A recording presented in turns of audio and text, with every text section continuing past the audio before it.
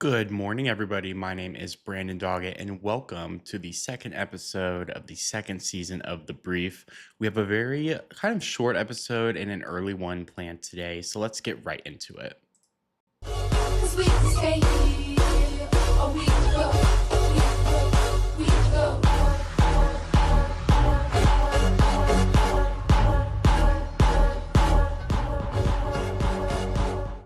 So, a quick little recap from yesterday's episode. We talked about Representative Eric Swalwell and Representative Tony Gonzalez.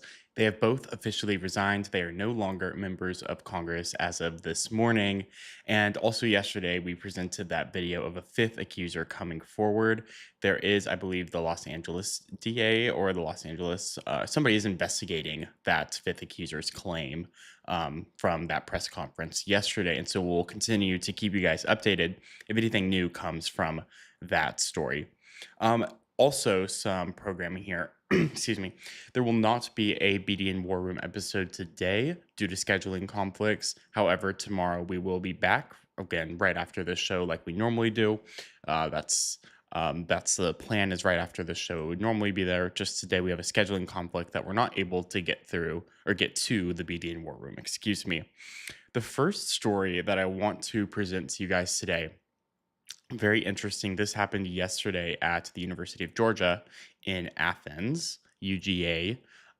Vice President J.D. Vance was there. He was at a Turning Point USA event. He was having a speech, and Erika Kirk was supposed to be there, and she canceled due to, quote, serious threats. And so it was just J.D. Vance and somebody else from Turning Point. I'm blanking on the name. Andrew Colvett. It was, Andrew Colvett and J.D. Vance. And so I want to show you guys this empty arena here. Look at this. This is pretty crazy. Well, you can kind of see the emptiness in the background, actually. So really, it's just the front, like the floor that's full. But then you can see kind of in the back there, like all of those seats are empty. And so this was a 8,000 capacity arena at UGA, and about 1,200, so 1,200 people were at this event. So it was already not a lot of people. And even then, Vice President Vance was still heckled. So this was for This is the Turning Point tour going to colleges across the country. And I want to show you guys this first clip here of J.D. Vance speaking and getting heckled. It's a little bit longer of a clip, but let's get right into it. When you see a politician or you see a political movement or you see an administration that isn't doing what you want to do, I think you have two choices. You can say, to hell with those people and check out of the process. Or you can say, you know what? Whoops, I'm just kidding. That was the wrong clip. It was loaded incorrectly. Let me play the actual correct clip that I'm talking about. This is like a 4-minute clip of him talking. We will play that clip that I was playing accidentally in a second, but I want to play this clip, is a different one from the same speech. The reaction to this is to say, well, he shouldn't have said that. And look, there are certainly things that the Pope has said in the last few months that I disagree with. Let me just take like one very concrete example, related to this conflict in Iran. So the Pope said something where he said, and I'm gonna try to remember the exact quote, but he said that God is never on the side of those who wield the sword. God is never on the side of those who wield the sword. I'm pretty sure that he said that exact statement. Now, on the one hand, again, I like that the Pope is an advocate for peace. I think that's certainly one of his roles. On the other hand, how can you say that God is never on the side of those who wield the sword? Was God on the side of the Americans who liberated France from the Nazis? Was God on the side of the Americans who liberated Holocaust camps and liberated those innocent people from, those who had survived the Holocaust? I certainly think the answer is yes, and I agree. Jesus Christ does not. I agree. Jesus Christ certainly does not support genocide. Whoever yelled that out from the dark, he certainly does not. I think that's pretty easy. I think that's a pretty easy principle. Okay, so here's a guy. Let me just say this. This is a guy. No. First of all, random dude who's shouting, can I finish my point and then I'll respond to what you just shouted? Is that okay? Okay, great. Yeah, can we give him 1 second to answer this? So let me just finish this question on the Pope, and then I want to respond to what this guy said. So Number one, when the Pope says that God is never on the side of those who wield the sword, there is more than a 1,000-year tradition of just war theory. Okay? Now, we can, of course, have disagreements about whether this or that conflict is just, but I think that it's important, in the same way that it's important for the Vice President of the United States to be careful when I talk about matters of public policy, I think it's very, very important for the Pope to be careful when he talks about matters of theology. And I think that one of these issues here is that there has been, again, hey, random dude screaming, I told you I'd respond to your point. I just want to respond to this question first. But I think one of the issues here is that if you're going to opine on matters of theology, you've got to be careful. You've got to make sure it's anchored in the truth. And that's one of the things that I try to do. And it's certainly something I would expect from the clergy, whether they're Catholic or Protestant. Now, to respond to this guy here, he said, I believe he said the administration supports a genocide in Gaza. And here's my response to that. When we came in, the humanitarian situation in Gaza was an absolute catastrophe. You know who's the person who got a peace agreement in Gaza? Donald J. Trump. So if you want to complain about what happened in Gaza,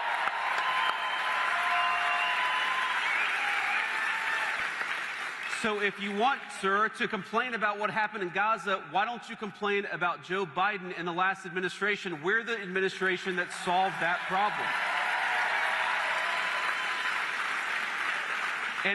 And by the way, not only was our administration like the administration that solved the problem, but the president. Excuse me, sir. Right now, you see more humanitarian aid coming into Gaza than it has any time in the past 5 years, because we have taken that situation seriously. And that's one of the things that I'm proud of about our administration, is whether it's there or Thailand and Cambodia, we have consistently tried as much as we can to solve these problems, not just complain about them like the guy who just ran away angry. All right, so that was that first clip of Vice President JD Vance. He was getting heckled. Actually, you kind of heard the person. If you didn't, I think they did a good job of having the mic on him and only picking up his sound when he was speaking. But in the first person, or I think it might be the same person. I'm actually not sure. I'm aware that I think the person left. There was a picture of them leaving circulating online, but they shouted that Jesus Christ does not support genocide, and then Vance.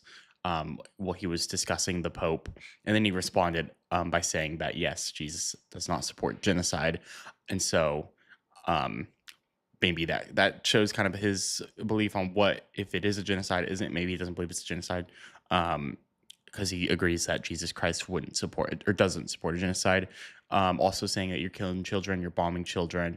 But Vance was defending President Trump's humanitarian record in Gaza and the ceasefire.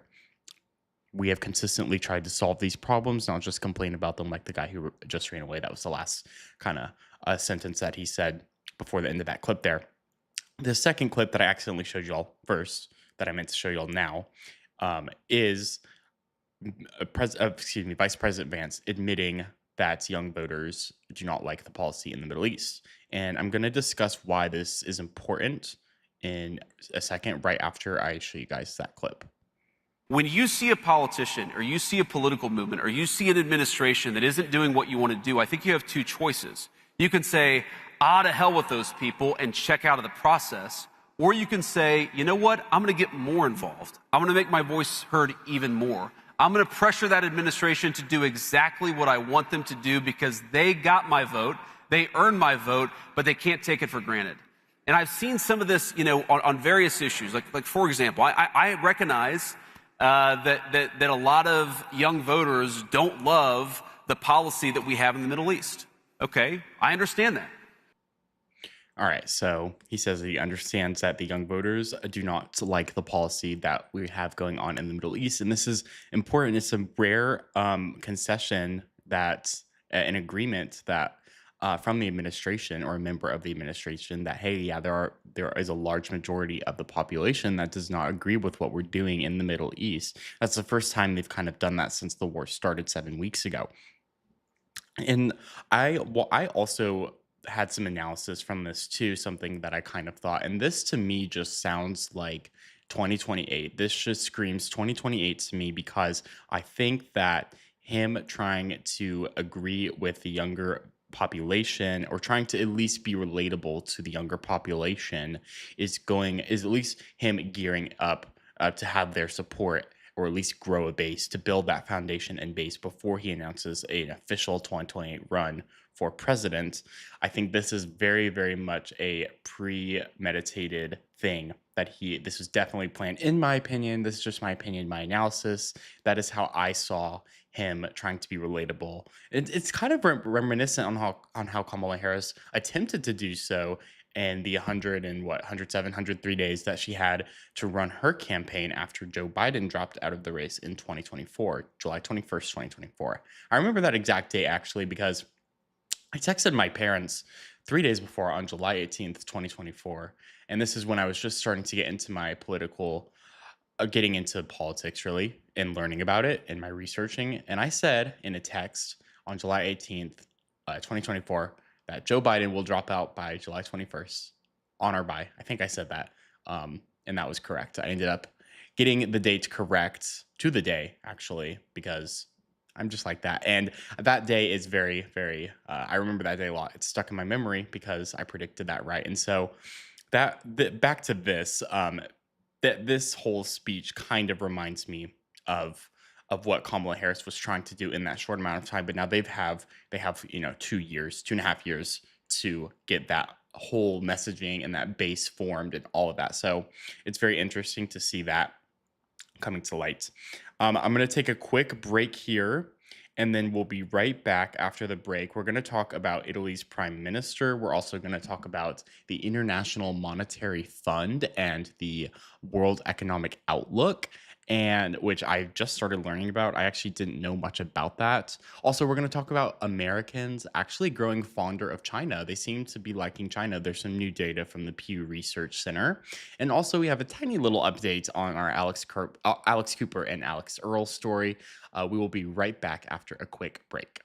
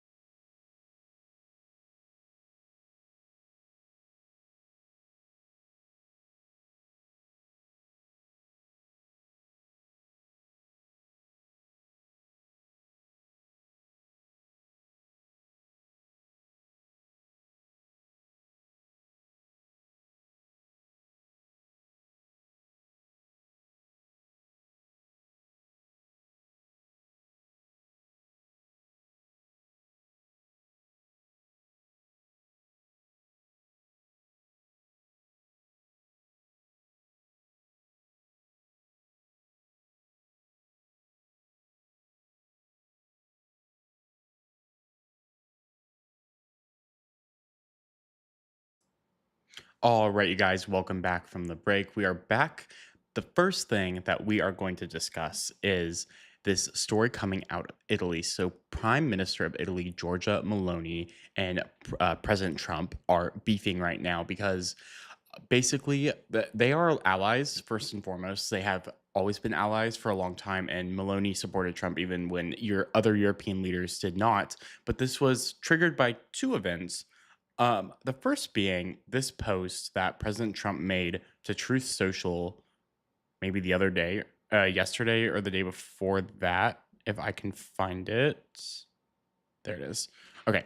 I'm not going to read all of it because I think I read it yesterday. Actually, I know I read it yesterday because it was long and I don't want to read it all again. But he was criticizing Pope Leo on his stance on the Iran war and calling him weak and a liberal. Basically, that's the gist of it. And Maloney did not like that, and she criticized Trump on that. Also, yesterday, Italy, um, said that they are going to be suspending their defense agreement with Israel. So, this defense agreement has been in place since 2005, and this is from the New York Times I'm reading right now, says that it established cooperation between the two countries in areas including, quote, defense industry and procurement policy, importing and exporting military equipment, exchanging technical data and other forms of military collaboration. It is renewed every 5 years, and was set for a renewal this month, but they announced that they would not be renewing it this year. And I want to. Italy has been critical of this war. I think it was their foreign minister went to Lebanon to show their support for the Lebanese people and made a post to social media saying their support for the Lebanese people after Israel continued bombing. Excuse me. After Israel continued bombing them. And so we have some beef going on between them. Um, there was those two events, and Trump called her calling her response, unacceptable, and she backed the Pope earlier this week, as we said. But something I also wanted to note that is important to this story here is that came out today in Euronews.com. 1 million Europeans asked the EU to suspend association agreement with Israel for, quote, crimes in Gaza, unquote. And so what's needed in the European Union, it's a law, is 1 million signatures. And the European Commission and the European Parliament then have to assess that request. So that petition has reached 1 million signatures, which is required. And so now they will have to assess what's in that text, which I don't know the exact text, but that's what the headline says. So we'll see where that goes from there. Some interesting opposition to the war in Europe. And we also saw Spain oppose, and France and the UK have also come out, and they have their own peace negotiation conference thing they're doing that I talked about yesterday in the BDN War Room. And so we have some different ways, different objectives for each different country, as we can clearly see. And so just have to see where that goes from there. The IMF, the International Monetary Fund, warns global economy is heading for trouble. This came out yesterday when they released their World Economic Outlook report, and it cut the global growth forecast to 3.1% for 2026. It started at 3.4%, so the economic growth was supposed to be slated for 3.4% this year, but then they cut it to 3.1% because of the war. But then they said that the global inflation forecast bumped back up to 4.4%. Okay, so we have inflation going up and growth going down. But then they also laid out 3 scenarios. There's a best case, an adverse, and a severe. So best, moderate, severe. Best case is that we stay on our 3.1% growth that we're currently on right now. The adverse or moderate scenario is that we drop down to a 2.5% growth, and increase our inflation to 5.4%. And the last and severest, worst case scenario is around 2% growth. There wasn't an inflation number I didn't see, but they also said that this would basically constitute a global recession, and that only happened in four times since 1980, the last time being in 2009. So quite a while since the last one. The low income countries would be hit twice as hard as the more advanced economies. And the UK would also get the hardest hit of any wealthy country, with the growth forecast slashed by half 0.5 points, half a point. So we have a lot of disruption in the global markets here from this war. And I kind of touched on this, I think, in the war room yesterday, where it's not just we're not getting gas or gas prices are high. It's like broadening the effects of the war. And so this is just one of those effects. Oil is still around over ish $95 a barrel before I started this episode. The OPEC output is down 27%. And the chief economist at the International Monetary Fund says, quote, war in the Middle East has halted this momentum. So there was momentum and then the war halted it. Anyways, moving on to another story here. This is really interesting. This is maybe a heartwarming one, but could have been bad. So this came out of Oklahoma, Pauls Valley. It's in the Chickasaw Nation, just south of Norman and Oklahoma City. I want to show you guys this video at Pauls Valley High School where the principal, Kirk Moore, tackled a shooter who was a former student. Let's watch that video.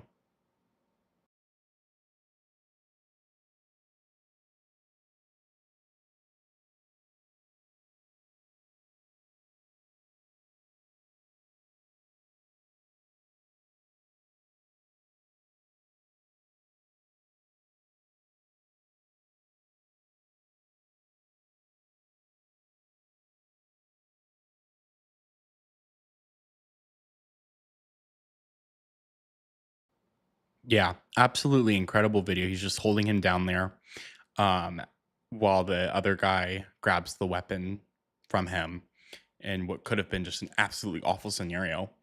And so that ended in the absolute best case scenario. And so we're super happy about that. But yeah, that was just like really, it's been making its way around social media right now, circulating. It's a very popular video, viral video that's going around. Okay, I want to get back to our Alex Cooper and Alex Earl drama because as of the latest update, which is before I started this live stream, Alex Earl posted a video.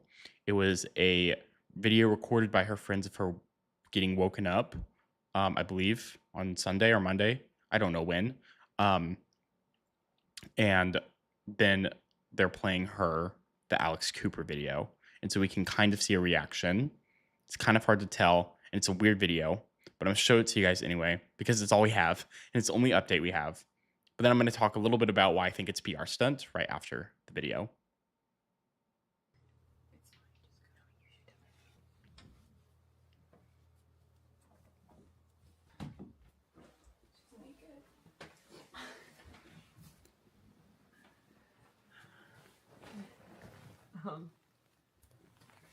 So we have to show you a TikTok.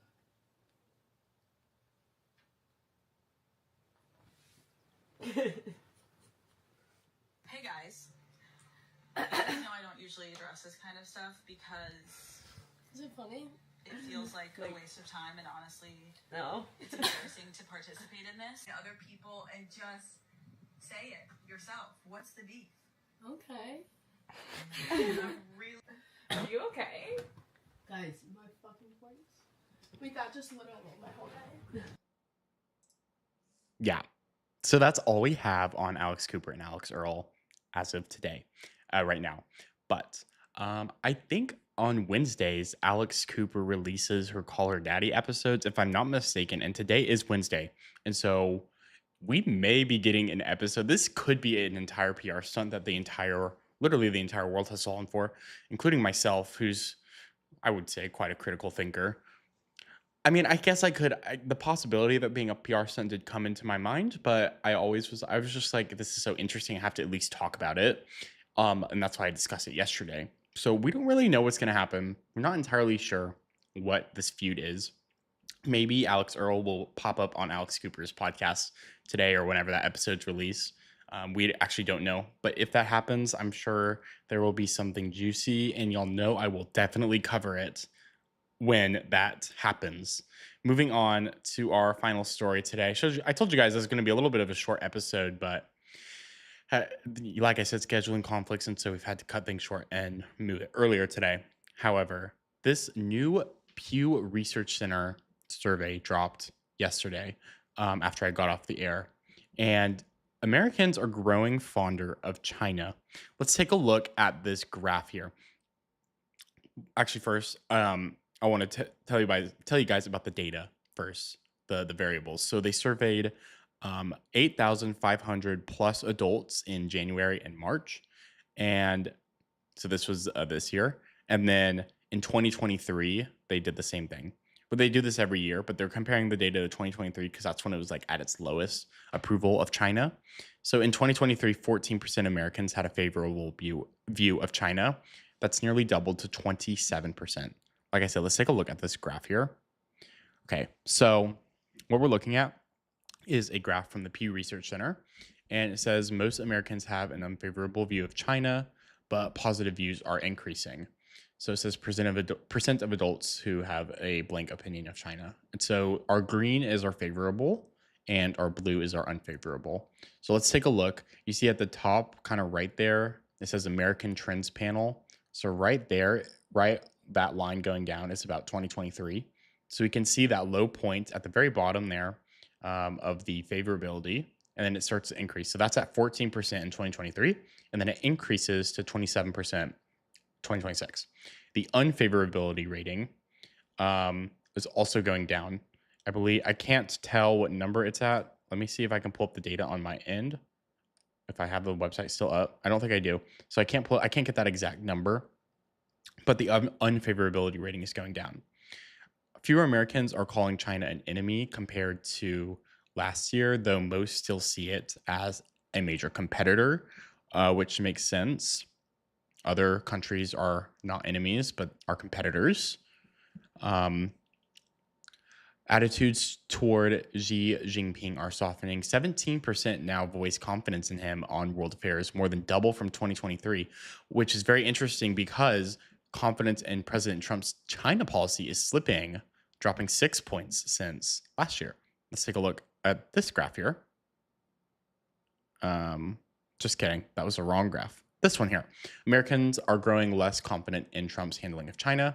So the blue is they feel not at all confident, and the green is going very / somewhat confident. So the very / somewhat confident is dropping from 45% to 39%, and the not / not at all confident is jumping from 55% to 60% from 2025 to 2026. So some interesting data there in terms of Americans' favorability on China, and also their favorability on Trump and his policies in China. So what is the broader thing? What is this? Why is that? This ties into this trend that's actually been happening called China maxing, but I think it actually goes back further than that. I actually think it goes back to the TikTok ban. And let me explain why.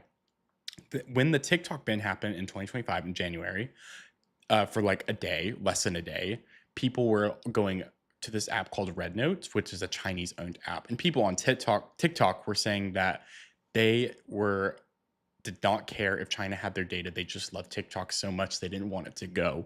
That was the general consensus of social media around that time. And so I think that is the turning point between when Americans mostly had an unfavorable view of China to the tides are kind of changing. And I mean, we can see that in the data between 2025 and 2023 and 2026, but also 2025 and 2026. And so that's where I believe, in my opinion, in my analysis, that's where that shift came from. And then back to this China maxing thing, this happened like a month or two ago. And people in Gen Z, they're doing Chinese cultural appropriation, basically. They are taking things from Chinese cultural practices and posting themselves doing it. There's also the Labubus, and then, like I said, the Red Note app, the TikTok alternative. And so this is a massive shift from the COVID era, right? In COVID, we had a ton, actually the worst anti-Asian hate, and the U.S. and Chinese tensions were at their worst in COVID, and so we have this post-COVID shift towards now America is starting to grow fond of China, which is very interesting. Trump and Xi Jinping are set to meet in Beijing in May. Xi on Tuesday told Spain's prime minister that the world today is rife with chaos as it faces a showdown between justice and power. Also worth noting, Canada's favorability view of China has nearly tripled since 2021. And a Southeast Asian survey found a slim majority would choose China over the US if forced to pick. So super interesting. We'll see, like maybe over the coming years, months, this data changes. But we will keep you guys updated. I'm getting a call right now, but we will keep you guys updated. Anyways, I appreciate you guys watching this video today, or this live stream, this podcast. Again, you can get it anywhere you get your live streams, or excuse me, anywhere you get your podcasts. The BDN War Room will be back tomorrow. I had some scheduling conflicts, as I mentioned, but otherwise, we will be back tomorrow. I appreciate you guys' support.